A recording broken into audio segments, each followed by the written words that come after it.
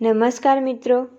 તો આજે આપણે આ ચેનલમાં એક મહત્ત્વની વાત કરીશું કે મુક્ત ચૈતન્ય સાથે કેમનું જીવવું.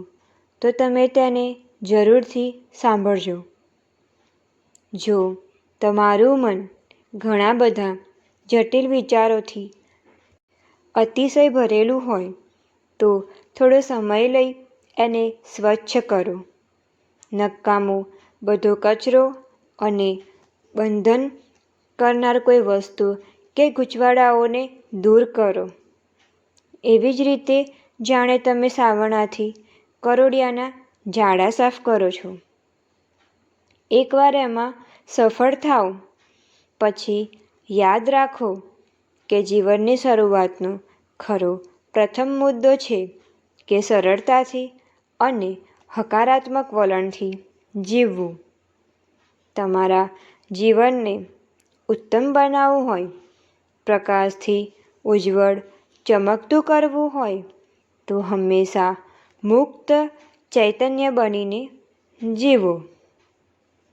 1 ફૂટથી વધારે ઊંડું નહીં એવું છીછરું ઝરણું જેના ઉપર વસંત ઋતુઓ કુમખો સૂરજનો પ્રકાશ પડતો હોય એવી કલ્પના કરો.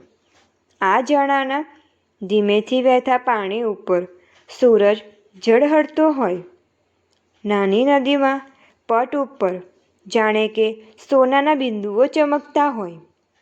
ઝરણાનું પાણી વહેતું હોય ત્યારે આનંદદાયક મધુર નિનાદ સંભવતો હોય.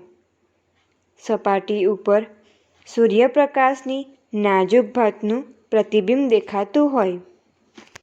પારદર્શક જીવો જાણે કે ઝરણાનું પાણી. પારદર્શક જીવનનો અર્થ છે કે અનાસક્ત, સાદું સરળ અને કોઈ પણ પ્રકારના ગૂંચવાડાવાળા કે જટિલ વિચારોને દૂર રાખી જીવવું.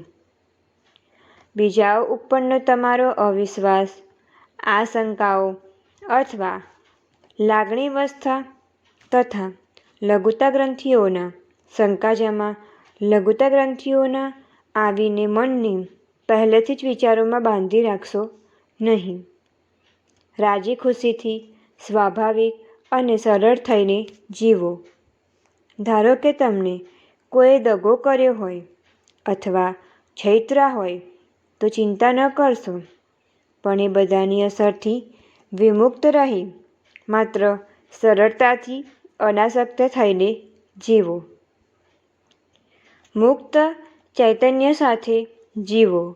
જેમ બાળક દિવસ આખાની ચિંતાઓને ભૂલી જઈને રાત્રે સુંદર રીતે ઊંઘી જાય છે, તેમ તમારા મન ઉપરથી ભારે ઈંટોનો બોજ દૂર કરી અને તમારા મનને હવા જેટલું હળવાશાળું બનાવો. અંતમાં હું મજામાં છું જીવન મંત્ર અપનાવો અને તમે તમારા જીવનમાં ખુશ રહો.